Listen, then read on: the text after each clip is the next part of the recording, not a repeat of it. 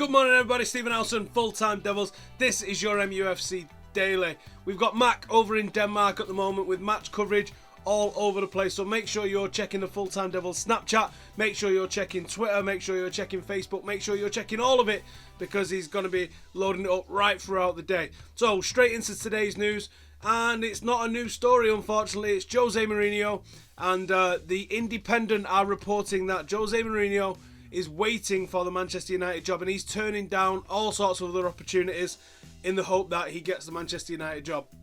I think there's a little bit more than him hoping. I'm pretty sure that this is the worst kept secret in football at the moment, that Mourinho is coming in the summer, and I'm pretty sure it's regardless of what happens with Manchester United for the remainder of the season. Whether that's a good thing or not is up for debate and we will have to see, but I'm pretty sure that that is how it's going to go down.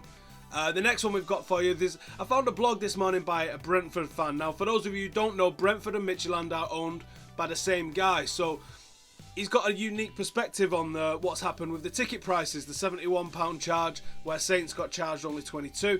And he's got a really, really good perspective on this. And he's worried that what happened in Midtjylland could potentially happen in Brentford. And he also speaks about that Midtjylland considered moving this to a 50,000 all-seater 50,000 capacity venue to increase what they get on the gate. Talk about it being a cup final and this, that and the other. It's a really interesting blog, so I'll throw the link in the description below.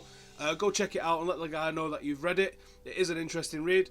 And then the next one, in the transfer sense at least anyway, is Zlatan Ibrahimovic has said he expects big things after his contract ends in Paris. Now that's led the Mirror to decide that it means he's coming to Manchester United. Why have they done that? Well, because Manchester United generate clicks. And I don't think there's any substance to it. That doesn't mean that he's not coming.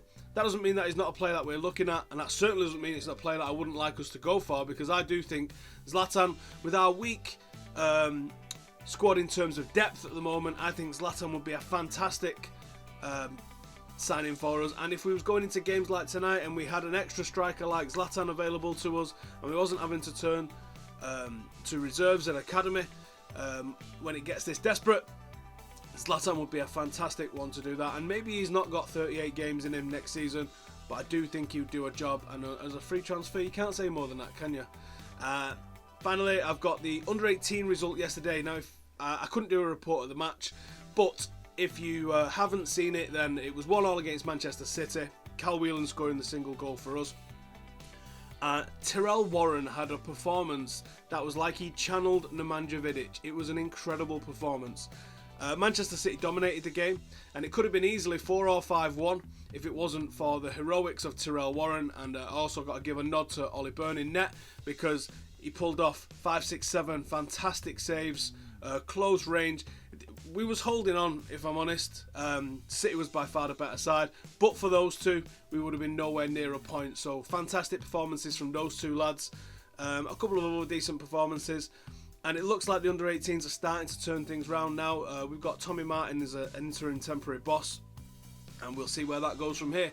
If you head over to the Full-Time Devils Facebook page, we've got Ole Gunnar Solskjaer interview talking about the Manchester United and Midtjylland game tonight.